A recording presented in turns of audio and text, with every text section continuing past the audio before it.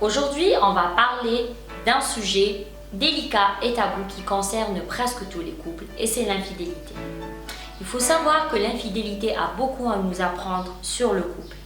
Elle met à nu notre vision personnelle et culturelle de l'amour et aussi notre vision de l'engagement. Je considère l'infidélité comme un couteau à double tranchant. Elle peut anéantir une relation comme elle peut la sauver. Sur cette vidéo, je vais vous parler des deux aspects les plus importants que je rencontre souvent dans mes consultations. Le premier aspect est le mal-être. Dans cette situation, il peut s'agir de beaucoup de choses. De l'ennui dans le couple, de l'ennui dans la vie intime, des problèmes incessants, des soucis d'engagement.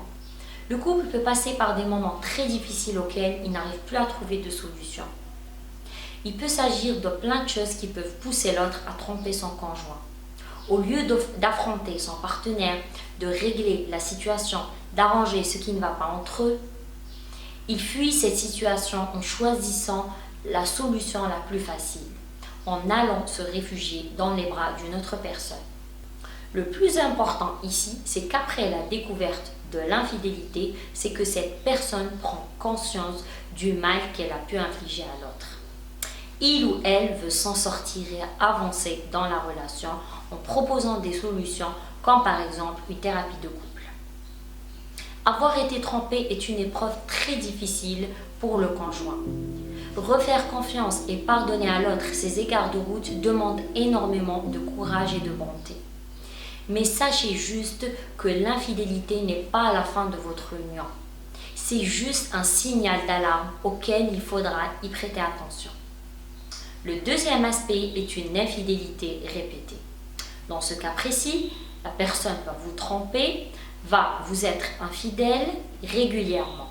Ça peut être à cause d'une pulsion ou bien juste pas envie d'aller voir ailleurs. Si vous vous reconnaissez dans cette situation, ce que je peux vous dire, c'est que votre position est délicate. Car si vous êtes en couple avec quelqu'un qui vous trompe tout le temps et qui vous dit qu'il va changer et que c'est la dernière fois, je ne pense pas que ce soit la vérité. Ça reste de belles promesses. Comprenez bien que derrière chaque parole, il doit y avoir une action.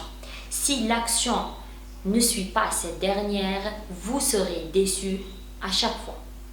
Ce que je peux vous proposer notamment est de pousser votre partenaire à réfléchir en lui posant ces 3 questions. Pourquoi veux-tu qu'on se remette ensemble? Qu'est-ce que je représente pour toi? Que représente notre relation à tes yeux? Croyez-moi, si votre partenaire est tout le temps dans la tromperie, il restera vague ou bien trouvera énormément de difficultés à vous répondre. Car il n'a jamais pris le temps de penser à vous ou bien de penser à votre relation. Ce que vous représentez pour lui, c'est juste la stabilité et la sécurité d'un foyer. Avant de finir, j'aimerais juste vous dire de ne pas juger votre relation tout entière par rapport à une infidélité. Ce n'est pas juste vis-à-vis de votre union et de votre couple. Ne la laissez pas effacer et remplacer tout votre vécu avec votre partenaire. Laissez-vous une deuxième chance.